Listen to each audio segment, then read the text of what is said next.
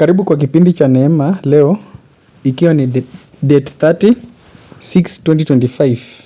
Kipindi kinaanza wakati ambapo tunamuona Duncan anaenda kwa nyumba ya Sharon ili kumquestion ama kumuuliza ni kwa nini alibetray Neema kwa sababu tu ya pesa. Sasa hapo tunamuona Sharon amejam kabisa, ameboeka. Sharon anamgeuka Dan kabisa anamkana kama Petro, akisema ya kwamba ni pesa ngapi ama gani alimnyang'anya ama alionga Neema. Sasa tunamwona huyu Duncan ni kama ameanza sasa kutoka hapo kukaanza kuwa na confrontation. Sasa Dan naye anaanza kusema alichoma pesa. Sasa Val naye akamuuliza pesa ulichoma pesa, hizo pesa ulichoma zilikuwa za nini? Sasa Dan akachanganyikiwa.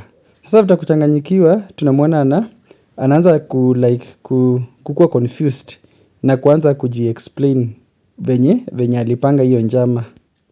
Sasa hapo Val akasema Dan alichoma hiyo hoteli ya Neema akiwa hapo ndani hadi akafariki. Kwa hivyo hapo unaona sasa huyu Dan ashajiuza kwa sababu amesema alichoma zile pesa. But sasa hapa hii kesi ni kama itamwangukia. Sasa Val naye ni kama alishikwa na hasira. So akaanza kuambia babake Dan, sasa wewe ni kama ulichoma Neema, ulimchomea kwa hoteli. Sasa wewe ni kama hata wewe umekuwa ibilisi kabisa. Na sasa Val akaanza kusema ataambia mamake kuhusu hii story. Sasa after Dan kukushindwa na hiyo kesi, akaamua tu sasa kimwanaume tu aseme ukweli. Sasa akaambia Val, akamwambia by the way, mimi nilifanya hiyo makosa, lakini mimi naomba msamaha kabisa. Mbele ya Mungu hata mtu akikosa unamsamehe. Sasa ndio Val akamuuliza, sasa kwa nini dad basi ulifanya hivi? Kwa nini uliamua sasa kuwa binadamu mwingine?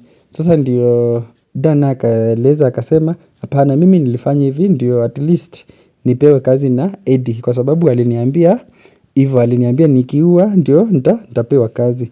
Sasa hapo tunaona Dan amejiuza na imebidi sasa aseme ukweli wake.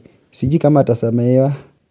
Na ukumbuke pia ile condition ilikuwa imepeana ndio kwa sababu Sharon alikuwa ashaambia Dan that asipomuua atamuacha na watapata. Sasa Dan aliona like ni vibaya sana kupoteza mpenzi. Sasa beta akachoose kuua. Sasa hapo Val tunamwona akachemkia mamake na babake. Sasa Val akaanza kusema like hizo pesa kidogo, pesa ndio zilifanya tu hadi unaua mwenzako. Kwa sababu tu ya pesa tu zenye unaweza enda kazi na ufanye. Alafu hata mimi mwenyewe nilikuwa nishapata kazi. Sasa kwa nini ukamuua hivyo surely dad? Sasa after hiyo confrontation yote, sasa si Sharon akaambiwa na Dan ati sasa wanataka divorce. Sasa wakaamua kesho watapanga hiyo divorce that waachane. But sasa Sharon naye hata kuona kitu like hakuchukulia kitu kama ni serious juu ni kama pia yako amepredict. Sasa alafu sasa huyu Val naye ni kama akaanza kuonea tena huruma. Although wakashifu kwa sababu walikuwa wamekosa kwa kuua, but ni kama tena akaona like ni kama ndoa yao maybe itaharibika.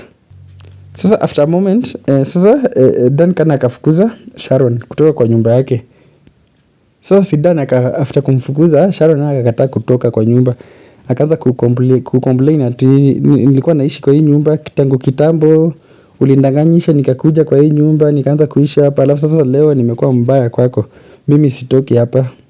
But sasa Dan akamwambia lazima utajua nyumba ni ya mwanaume si ya mwanamke, lazima utatoka hapa.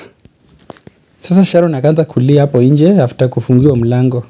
Sababu Dan sasa aliamua kufunga mlango, akabaki kwa nyumba na Val.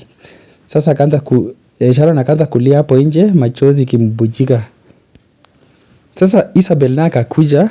Sasa after Isabel kukuja akaanza kuuliza huyu Sharon, sasa Sharon, ni kwa nini unalia kama mtoto mdogo?